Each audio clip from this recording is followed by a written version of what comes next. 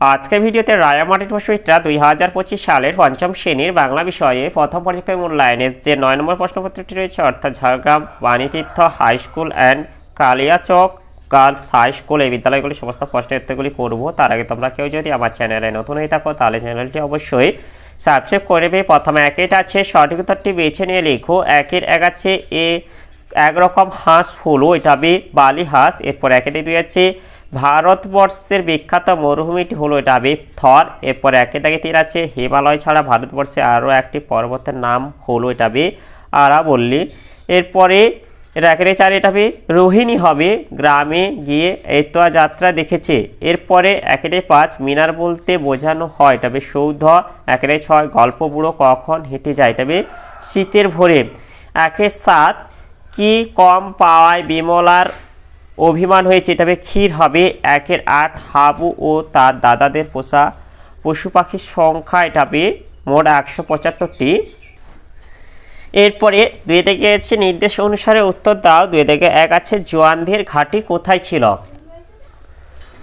জম্মু ও কাশ্মীর রাজ্যের লাদাখ অঞ্চলের বরফে ঢাকা একটি নির্জন জায়গাতে জোয়ানদের ঘাঁটি ছিল।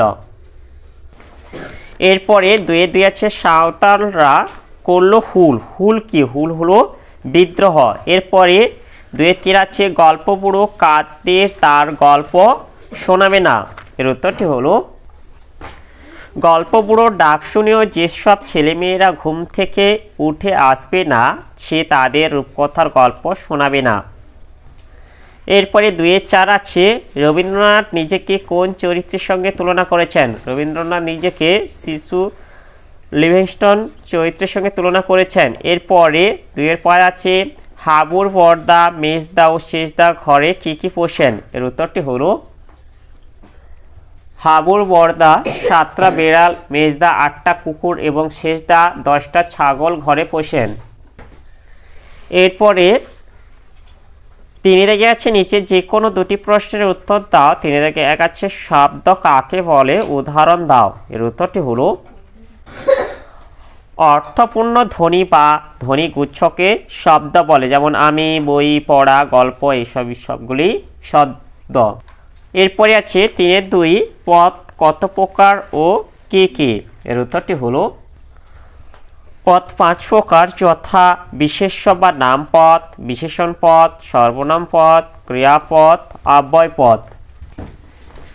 এরপরে তিনের তিন আছে সর্বনাম পদ কাকে বলে? এর উত্তরটি হলো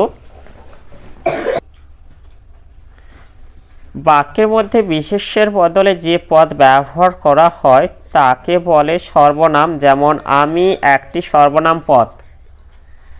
এরপরে চারে দিকে আছে সন্ধি বিচ্ছেদ করো যে কোনো দুটি। চারের এক আছে সৎজন, এটা হবে সৎযুক্ত জন। এরপরে চারের দুই আছে খুত কাতর, এটা হবে খুত যুক্ত কাতর। এরপরে চারে তিন আছে সরানন, এটা হবে স্বরযুক্ত আনন সরানন। এরপরে চারের চার আছে সংবাদ, এটা হবে সমযুক্ত বাদ, এটা হবে সংবাদ। এরপরে পাঁচে আছে অর্থ লেখো। পাঁচের এক আছে প্রত্যুষ, এটা হবে ভোরবেলা। পাঁচের দুই নালিশ, এটা হবে অভিযোগ। পাঁচের তিন বাগাল, এটা হবে রাখাল। পাঁচের চার হুল, এটা হবে বিদ্রোহ। এরপরে ছয় দিকে আছে বিপরীতার্থক শব্দগুলি লেখো।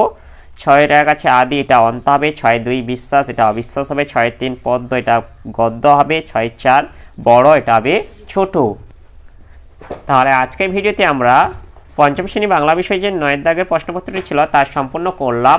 আর তোমরা কেউ যদি আমার চ্যানেলটা এখনও সাবস্ক্রাইব করে রাখোনি তাহলে চ্যানেলটা অবশ্যই সাবস্ক্রাইব করে নেবে এবং ভিডিওটি ভালো লাগলে ভিডিওটিকে অবশ্যই লাইক, কমেন্ট ও শেয়ার করে দেবে।